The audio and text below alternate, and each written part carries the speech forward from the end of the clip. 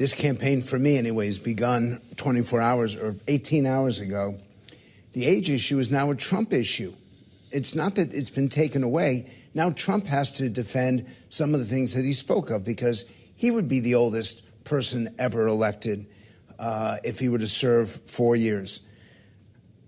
She changes the entire equation. She brings young women to the table who had no interest in voting for Joe Biden and were not attracted to Donald Trump. She brings African Americans who are completely disinterested in this campaign. And these matter in states across the country. I wrote just 72 hours ago that unless things dramatically changed, it was going to be Trump, that you can now pretty well declare him, because not only was he winning the swing states, but he had the passion, the energy, the intensity of vote. Every Trump supporter is going to be a Trump voter, for sure. And that was not the same with Biden. Now that it's Harris, everything changes, and I can't call it. And I can't wait for that debate. And by the way, I will pay money. I will seriously donate $10,000 right now if ABC News hosts that debate and you let me sit in the studio. I will pay $10,000 to ABC News' or Bloomberg or I was going to say, I'd like to host that debate. Frank, what about me and Joe? Yes, I'd love you guys to do it, because at least I could get into the building, because that would be the most just contentious debate ever. These two candidates don't like each other, don't respect each other, and have no hesitation to express it.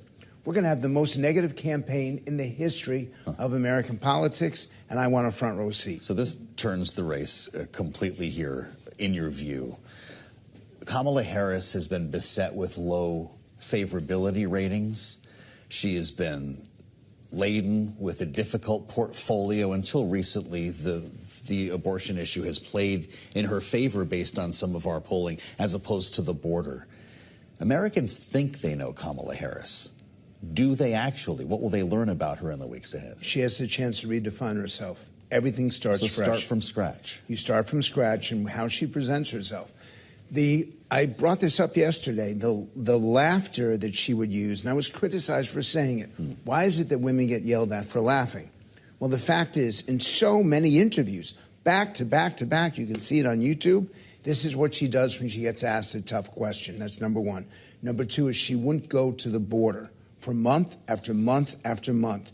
As Republican House members, Republican senators were going down to make it an issue, she stayed away because she knew that it was toxic for her. Number three, she never created a separate identity from Joe Biden. And number four, quite frankly, she went through staff pretty darn fast. And that tells you something about the character of an individual. None of that matters now. It's all from this point forward. She has the chance to redo herself. And you can see by the $50 million raised in one day in small donations how significant this decision was. This race is on Monday, whatever date this is, the race begins again with 100 days to go. Well, I wonder here how high the bar is for her, because we've talked so much during this cycle about double haters who didn't want Trump or Biden, or the Nikki Haley primary voters who were decidedly not voting for Donald Trump even after she had abandoned her presidential campaign. How easy is the conversion from a double hater or Nikki Haley voter to potentially a Kamala Harris voter? It's not easy, but it can happen. And what's particularly important in this is that the numbers are so small. There was only 4% undecided before Harris became the likely Democratic nominee. Now it's probably up to 6 or 7% as people take a look at her. You don't have to swing that many voters to create the 270 electoral votes. And the states that mattered before matter now. Pennsylvania, Michigan, Wisconsin, those are the three states that are truly in play. And those states, this is why I think that Governor Shapiro from Pennsylvania would be, in my mind, the obvious choice for the Democrats, because that takes Pennsylvania off the map, and that gives potentially Joe Biden the election. I want to ask Kamala Harris. And by the way, how many times will people make that mistake over the coming days? Sign me up. Muscle memory is a hard thing to fight. This is so true. We'll keep dating our checks here with Frank Luntz. The question about process I want to ask you about.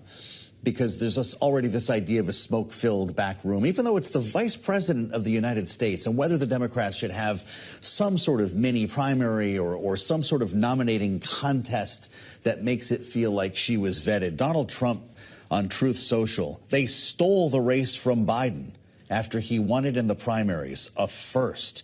These people are the real threat to democracy. He's saying that Democrats have rigged the race again. How did they make this appear like this was not some sort of a deal? Because it's a coronation. It is a deal, then. But it requires someone to say, I want to run. It requires a Wes Moore who came out in favor of her. Right. It requires a Cory Booker. I've not heard from him yet. It requires some of these other potential candidates. Gavin Newsom came out for Harris.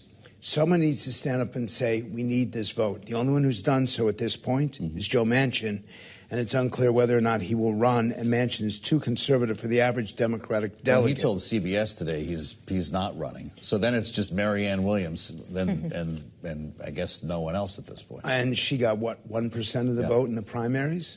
So this would have been an argument 24 hours ago, but if there's no candidate, then there's no election, and this issue goes away. As we consider the other side of the aisle here, Donald Trump, and now a Trump-Vance ticket, because he had to make this selection of who his vice presidential nominee was going to be before all of this went down. What needs to change for two white men as they compete against potentially a woman of color? How can they attack Kamala Harris without being vilified for it in some sense? Well, they will be, but that doesn't mean it matters. So they just treat her like they treated Hillary Clinton in 2016? It worked for Trump. We forget that. When Trump was elected, she was not, even though she got more popular votes. I think that people are aware of it. But in the end, if you're a working class voter, and more specifically, if you live paycheck to paycheck, you're going to ask yourself, which one of these people know my circumstance and which one of these people can fix my circumstance? It's 25% of the electorate working paycheck to paycheck. The candidate that has the best agenda for those people and seems to empathize with them and understands them. J.D. Vance comes from them. That's who he was. And his language is actually better than Donald Trump's in speaking to them. It's not necessarily inspiring to the corporate community, and particularly the people who watch this show. This is a very educated and a wealthy audience that you have. This is not a J.D. Vance audience. This is not a Donald Trump audience. But the people who do care, does she come across as being flippant? Does she come across as truly understanding and empathizing? Or is she trying to score political points? And this is the one thing that the Democrats have gotten wrong. In times of economic distress, they hear the Democratic message, but they hate it if they think that they're being taken advantage of, if they think it's just a political ploy or partisan trick. And she, in the past, has communicated that a less than forthcoming persona. I remind you, she raised tens of millions of dollars as a candidate in 2020. She didn't even make it to Iowa. So she's had the chance before. She didn't succeed, but this is a new game, a new day, a new office, a new electorate. So I would not hold, I would say to you that everything begins fresh right now. Well, as you were talking about who's going to appeal to the working class voter that lives paycheck to paycheck, which J.D. Vance obviously tried to do in accepting the nomination, he, of course, grew up in Ohio, but his family was from Kentucky. And we heard from the Kentucky governor, Andy Beshear, about that notion when he spoke on MSNBC's Morning Joe earlier today. This is what he said. Let me just tell you that J.D. Vance ain't from here. Now, the nerve that he has to call the people of Kentucky, of eastern Kentucky, lazy. Listen, these are the hardworking coal miners that powered the Industrial Revolution, that created the strongest middle class the world has ever seen, powered us through 2 world wars. We should be thanking them, not calling them lazy. He, of course, is a Democratic governor in what is a deep red state. Some have suggested he, too, would be a good complement to Kamala Harris as a vice president. But I know you said Shapiro earlier. Would Beshear be just as good of a choice? No, because he can't bring Kentucky. He barely won his reelection. He does not bring that state over. Kentucky is solidly Republican. He's been successful in winning that state for himself, but he will not win it for the Harris ticket. But he makes a really good point electorally, not in what Vance said, but in how quick people are to respond, to take things out of context, to really jump on, in some cases, badly spoken words, in other cases, twisted words. That's what's going to happen every single day for the next 100 days. And so what are we going to have? An electorate that trusts no one. All this is going to be is point, counterpoint, attack, counterattack for 100 days. And the states in play are going to see this on their computers, on their laptops, on their iPads, on their phones, on the billboards, on the TV ads, on everything. I would not want to be from Pennsylvania, Michigan, or Wisconsin, because you will hate politics by the time this is done.